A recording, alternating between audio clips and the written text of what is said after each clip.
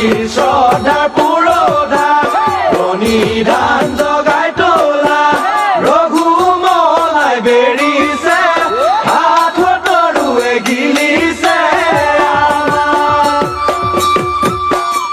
গল গল পথাৰ বজাৰ সম্পদ সংস্কৃতি নাই দেখোন উদ্যোগ বাণিজ্য